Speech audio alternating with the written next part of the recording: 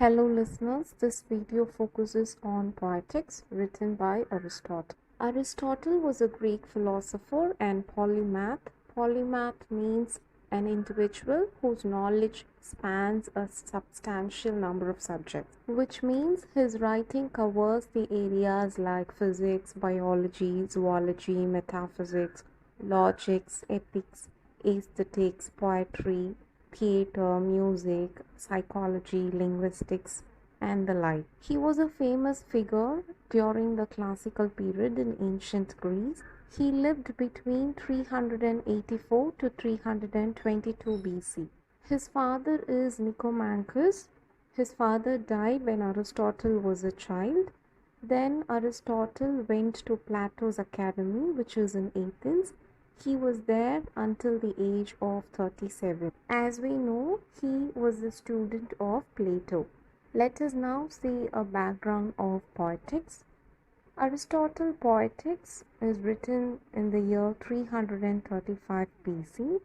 This is the earliest surviving work from Greek dramatic theory, and this is the first extant philosophical treatise to focus on literary theory. In this work, Aristotle talks about the literal meaning of the poetic art. He divides the art of poetry into verse drama, which includes comedy, tragedy, satire play, lyric poetry, and epic. The genres in comedy, tragedy, satire play, lyric poetry, and epic shares the function of mimesis. Mimesis is a term which is used in literary criticism and philosophy, which carries a wide range of meanings. So this includes imitation, similarity, representation, mimicry, art of expression, art of resembling, and the presentation of self. Then he shares the function of mimesis in three different ways. Number one, differences in music, rhythm, harmony, meter, and melody. 2. Difference of goodness in the characters.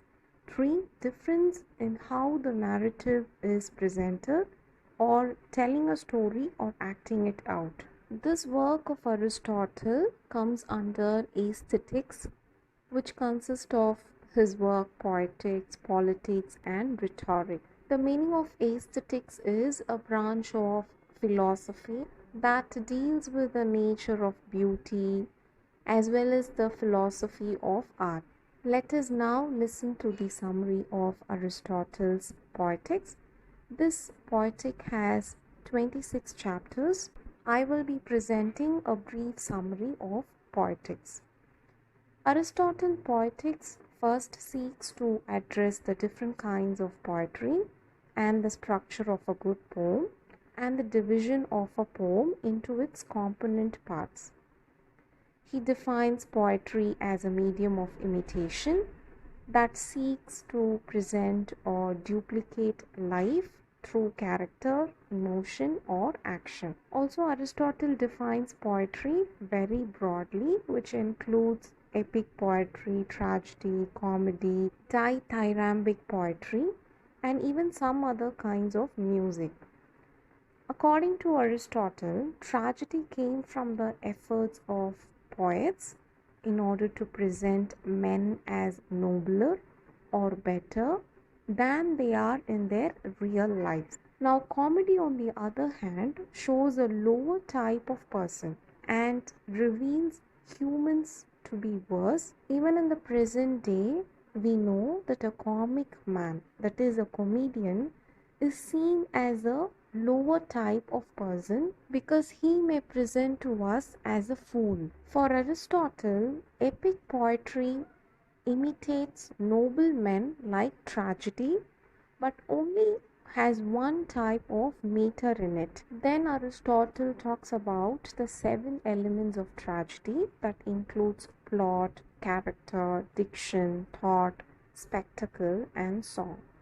He says that plot is the soul of tragedy because action is paramount to the significance of a drama and all other elements are less important. Then he says a plot must have a beginning, middle, and end. The plot must be universal in its significance. It should have a determinate structure and it should maintain a unity of theme and purpose. Plot must contain elements of astonishment, reversal, recognition, and suffering. Reversal is the turning point in a drama after which the plot moves steadily to its denouement. Aristotle describes that this reversal is seen as a shift of the tragic protagonist's fortune from good to bad.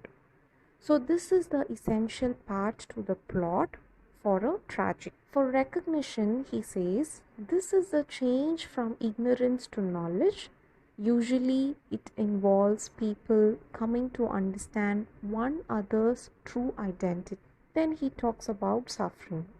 Under suffering, he says, suffering is a destructive or a painful action which is often the result of reversal or recognition.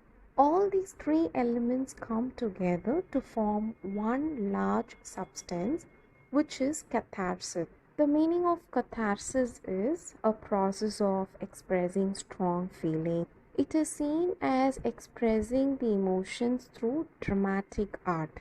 So, Aristotle says, through this catharsis, the audience show their fear and pity. Pity is experienced for the tragic hero's plight, and fear is experienced by the audience by observing the tragic hero's fate and that his fate may befall him. Now, coming to the character, a poet must aim for four things. First, the hero must be good and thus manifest moral purpose in his speech. 2. The hero must have propriety, which means manly moral, which means he should have a conventional accepted standards of behavior or morals. Thirdly, the hero must be true to life. And finally, the hero must be consistent. And on the other hand, tragedy and epic poetry fall into the same category as simple, complex, epical, or pathetic. Complex is driven by the reversal and recognition, and ethical is driven by the moral. There are only few differences between tragedy and epic. The first difference is an epic poem does not use song or spectacle in order to achieve its cathartic effect. Second, epics often cannot be presented at a single sitting, whereas tragedies are usually able to be seen in a single viewing. And finally, the heroic measure of epic poetry is hexameter. Hexameter is a line of verse which consists of 6 metrical feet. And here also there is a difference because tragedy only uses other forms of meter to achieve the rhythms of different characters' speech. Then Aristotle talks about the elements of successful imitation. He says the poet must also imitate in action and language. Preferably, he must use metaphors or contemporary words. He says that errors may occur when the poet imitates incorrectly, and thus it may destroy the essence of the poem. Or he may destroy the essence of a poem when the poet accidentally makes an error. At the end, Aristotle manages to answer the questions whether the epic or tragic form is higher. The critics in his time argued that tragedy was for an inferior audience that required the gesture of performers, while epic poetry was for the cultivated audience which could filter a narrative form through their own imagination.